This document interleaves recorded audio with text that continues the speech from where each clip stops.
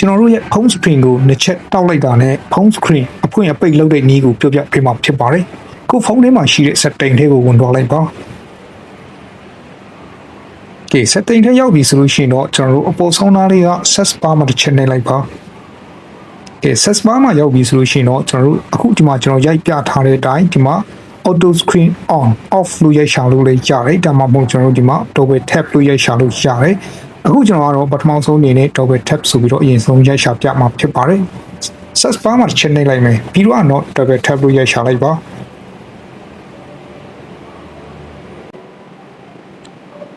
ကဲကျွန်တော် double tap လို့ရိုက်ရှာလိုက်ရင်ကိုဒီမှာ double tap to light ဒါမှမဟုတ် double tap to turn off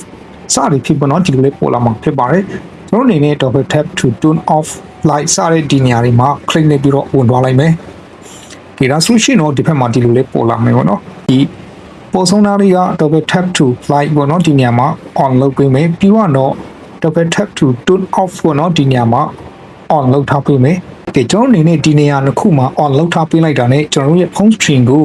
close နှိပ်စရာမလိုဘဲနဲ့အဖွင့်ပိတ်လုပ်လို့ရတော့မှာဖြစ်ပါတယ်ဆိုတော့ကျွန်တော်တို့စမ်းကြည့်လိုက်ရအောင်ကဲဆိုတော့ကျွန်တော်တို့နှစ်ချက်တောက်ကြည့်လိုက်မယ်နော်ကဲဒါဆိုရှင်တော့ကျွန်တော်တို့ phone screen ပိတ်သွားပြီဖြစ်ပါတယ်နောက်ထပ်နှစ်ချက်တောက်ကြည့်လိုက်မယ်ကဲဒါဆိုရင်ကျွန်တော်တို့ရဲ့ phone screen ဟာပြန်ပြီးတော့ဖွင့်လာပြီပဲဖြစ်ပါတယ်ဟုတ်ကဲ့ပါဒီဗီဒီယိုလေးကမိတ်ဆွေတို့အတွက်အကျိုးရှိမယ်လို့ညွှန်လင့်ပါတယ်အားလုံးပဲမြင်လာပါ